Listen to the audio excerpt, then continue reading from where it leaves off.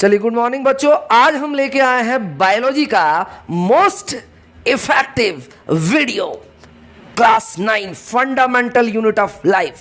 अब इस fundamental unit of life को बहुत ही आसान तरीके से पढ़ेंगे और आपका क्लास 9 का जो बायोलॉजी है वो बहुत ही आसान हो जाएगा। चलिए हम लोग स्टेप बाय स्टेप पढ़ते हैं, because we know that the chapter name is fundamental unit of life. Fundamental, इसलिए हम इसको बातों बातों में पढ़ते हैं।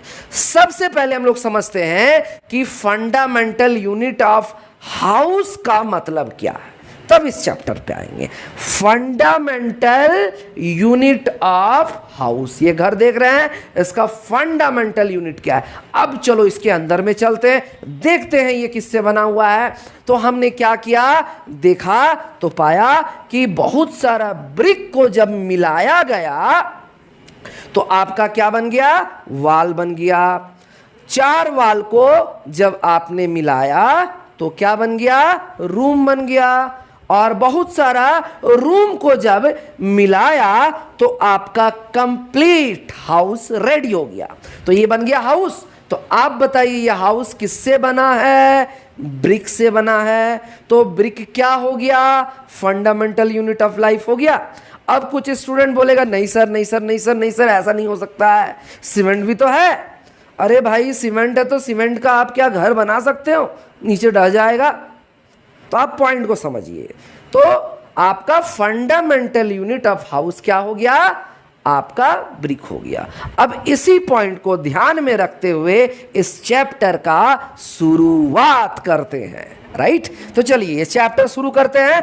अब हम लोग समझेंगे कि ये जो प्लांट है और ये जो एनिमल है, हम लोग भी एनिमल में ही आएंगे। ये प्लांट है और ये जो एनिमल है, इसका जो लाइफ है उसका फंडामेंटल यूनिट क्या, वो किस पे डिपेंड करता है। मतलब वो नहीं तो कुछ भी नहीं। जिस तरह से ब्रिक नहीं तो हाउस नहीं, उस तरह वो नहीं तो कुछ भी नहीं। तो आपने लोअर क्लास में पढ़ा है कि जितने भी लिविंग ऑर्गेनिज्म है उसका फंडामेंटल यूनिट क्या होता है, सेल होता है। यानी कि सेल अगर नहीं रहेगा तो आप भी नहीं रहोगे। दैट इज प्लांट किससे बना है, सेल का बना है। एनिमल, ह्यूमन, लायन, टाइगर, जितना भी जीवित प्राणी है, all the living organism is made of cell. इसीलिए तो सेल को हम लोग बोलते हैं फंडामेंटल यूनिट ऑफ लाइफ। ये क्लियर हो गया। अब चलो, अब तो हमको पता चल गया कि सेल है। तो सेल का डिस्कवरी कैसे हुआ, अब इसको स्टोरी की मदद से पढ़ते हैं। अब इसको ध्यान से पढ़ेंगे कि ये सेल का डिस्कवरी कैसे हुआ, राइट। Discovery of cell. तो सबसे बड़ा श्रेय जो है हम रॉबर्ट हुक को देते हैं। और रॉबर्ट हुक क्या किए थे, 1665 में एक माइक्रोस्कोप की हेल्प से उन्होंने क्या, इस सेल का डिस्कवरी किया, सेल को पहली बार खोजा। चलिए अब इसके पीछे हम थोड़ा स्टोरी देख लेते हैं, उन्होंने एक्चुअली किया क्या। तो सबसे पहले क्या किया, उन्होंने एक ट्री बार्क लिया। ट्री बार्क मतलब पेड़ का छाल लिया। उसके बाद उसका सब्सटेंस को सेपरेट किया। दैट मींस उससे ऊपर वाला सेल वॉल परत हटा दिया तो आ गया कॉर्क, व्हाइट वाला। अब उस व्हाइट वाला कॉर्क को वो माइक्रोस्कोप के हेल्प से उसको देखा। और जैसे ही उन्होंने देखा वो तो आश्चर्य हो गया, अरे ये क्या, इतना जबरदस्त स्ट्रक्चर। अब वो सोचने लगे ऐसा स्ट्रक्चर तो मैंने कहीं देखा है, कहाँ देखा है, कहाँ देखा है, कहाँ देखा है।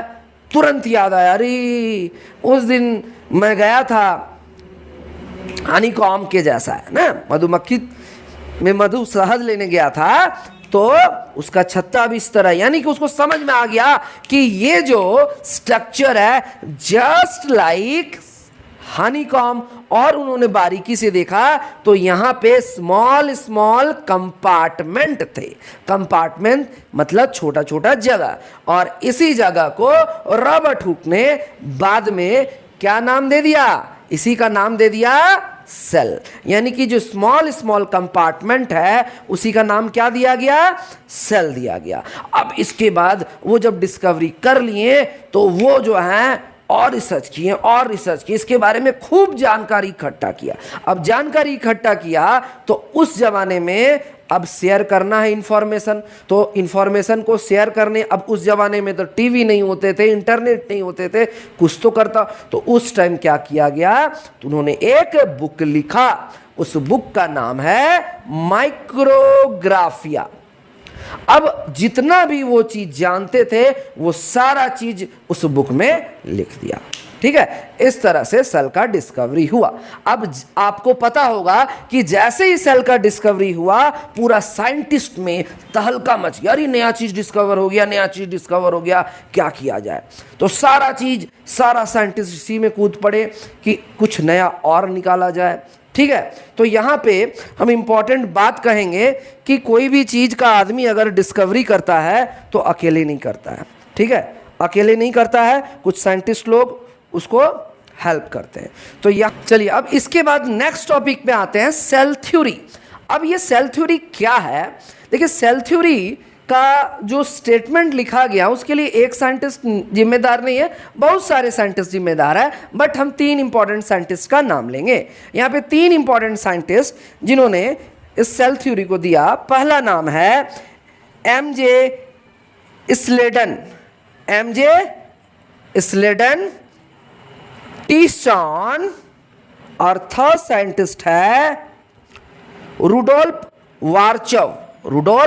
वार्चव। ये तीनों साइंटिस्ट मिलकर सेल थ्योरी दिए। तो सेल थ्योरी क्या है, पहला चीज, all the living organisms are composed of a cell. जितने भी लिविंग ऑर्गेनिज्म है वो क्या है, वो सेल के बने हैं। बात सही है, मच्छर हो या कुछ भी हो वो सेल के बने हैं। दूसरा, cell is a fundamental unit of life, ये भी हमको पता है। ठीक है, थर्ड बात बोला गया, all the new cells come from pre existing cell. ये बात भी है कि जितने भी नए सेल आए हैं वो पुराने सेल से ही आए हैं। जैसे एग्जांपल ले लेते हैं, ठीक है, जैसे आप किससे आए हो, आप अपने मम्मी पापा से आए हो, तो आपके मम्मी पापा किससे आए, उनके मम्मी पापा से आए हैं। तो इस तरह से सेल लेवल में भी होता है, इसको हम आगे पढ़ेंगे सेल डिवीजन में, राइट। अब हम लोग नया पॉइंट आते हैं, द साइज ऑफ सेल। तो ये जो सेल का साइज होता है वो क्या होता है, वेरी करता है 1 to 100 माइक्रोमीटर, राइट, वेरी करता है अलग अलग पे। एक और इंपॉर्टेंट पॉइंट है, cell is also known as building block of life. तो सेल को बिल्डिंग ब्लॉक ऑफ लाइफ क्यों बोलते हैं, क्योंकि पूरा लाइफ जो है वो इसी सेल से बना है। तो ये सेल यानी कि फंडामेंटल यूनिट ऑफ लाइफ का पहला पार्ट है।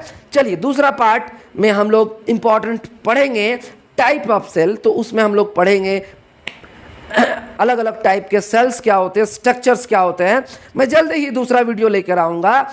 आप ज़्यादा से ज़्यादा इस वीडियो को लाइक करें, शेयर करें, ताकि बहुत सारे स्टूडेंट को इसको लाभ मिल पाए। ठीक है, तब तक के लिए मैं विदा चाहूँगा। जय हिंद, जय भारत।